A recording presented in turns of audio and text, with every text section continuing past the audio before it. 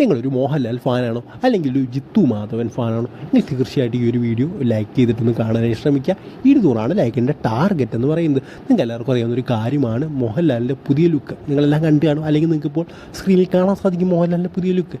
എന്തായാലും ഈ ഒരു പുതിയ ലുക്കിന് കുറേയധികം റെഫറൻസ് വരുന്നുണ്ട്. എനിക്ക് തോന്നുന്നു അദ്ദേഹം അമ്മയുടെ മീറ്റിങ്ങിന് ഒക്കെ വന്നപ്പോൾ ഇട്ടൊരു ലുക്കാണെന്നാണ് തോന്നുന്നത്. സോ ആ ഒരു ലുക്കിന് പല റെഫറൻസാണ് ഇപ്പോൾ വരുന്നത്. ഒന്ന്, അദ്ദേഹം 2012 അഭിനയിച്ച കസനോവ എന്ന് പറയുന്ന സിനിമയിലൊരു റെഫറൻസ്.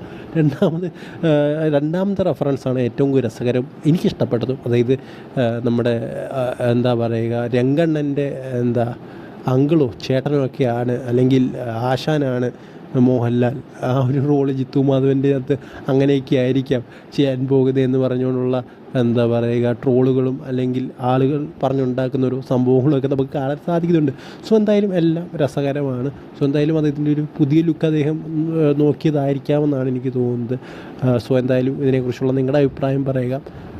ജിത്തു മാധവൻ, മോഹൻലാൽ ആ ഒരു സിനിമയ്ക്ക് വേണ്ടിയാണ് നമ്മൾ കാത്തിരിക്കുന്നത്. പൈങ്കിളി എന്ന് പറയുന്ന സിനിമ ജിത്തു മാധവൻ സ്ക്രിപ്റ്റ് ചെയ്ത സിനിമയാണ്, ബട്ട് ഡയറക്ടർ അദ്ദേഹമല്ലായിരുന്നു.